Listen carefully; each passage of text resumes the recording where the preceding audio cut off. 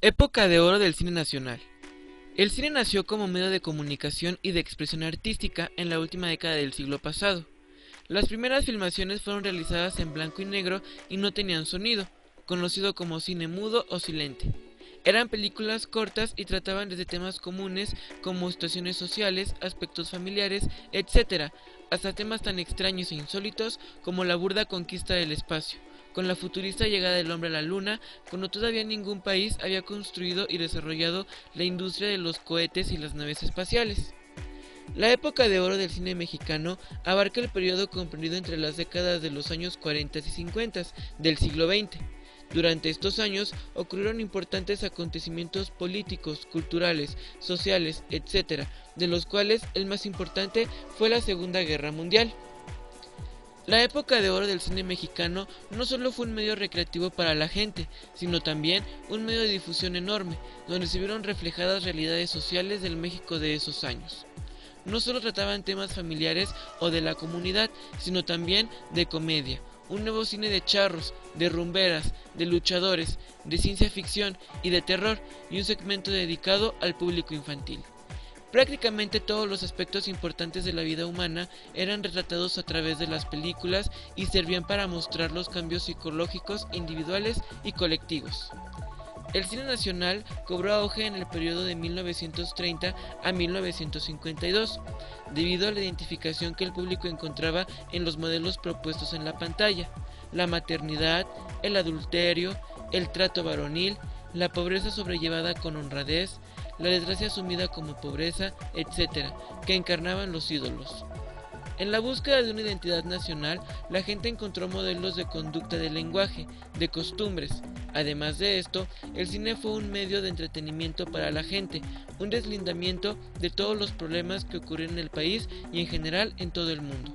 Por tal razón, el cine tuvo tanta aceptación, además de ser algo innovador y creativo para el público. En 1942, el cine mexicano se hallaba en plena expansión. María Félix apareció por primera vez y Jorge Negrete era el actor más popular. El cine era un excelente negocio y los estudios cinematográficos no paraban de producir películas con actores de moda. Era la afamada época de oro del cine nacional, cuando se tenía conquistado el mercado interno y se dominaba también el de Centro y Sudamérica. La Revolución Mexicana fue explotada por las industrias del cine. Los directores le dieron un carácter dramático y subrayaron lo estético, razón por la que encontró tanta aceptación por el pueblo. Cine de géneros. Al término de la llamada época de oro, las películas de caballitos, el cine de horror y el fantástico se volvieron asunto despreciable de manera instantánea. Eran películas mal hechas, pedestres y como mala imitación de productos hollywoodenses.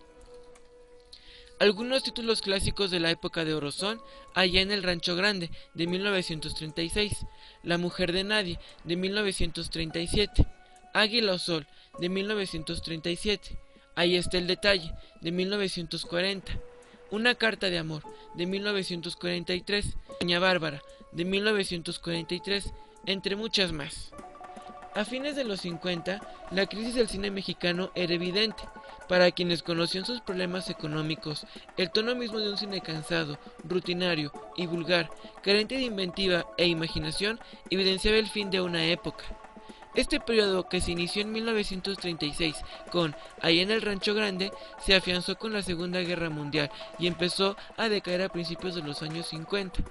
Fue una época compleja de aciertos y errores, de obras maestras y conflictos internos, figuras insólitas y únicas como las rumberas, auge y caída del melodrama ranchero, mientras que el paisaje urbano se imponía en la pantalla. Las salas eran auténticos palacios para el pueblo, que seguía con fidelidad a las primeras grandes estrellas que inventó el cine mexicano. La época de oro abarca 30 años de auges, esplendores, errores, decadencias y búsqueda de alternativas, pugnas feroces nacidas de convicciones opuestas sobre el significado puro del cine mismo. Son 30 años en que México insiste en su amor por el cine, que nació cuando se encontraron por primera vez en 1896 y que después de 1936 se concretó en obras maestras mayores, talentos populares, artistas que dieron rostro al país por el resto del siglo.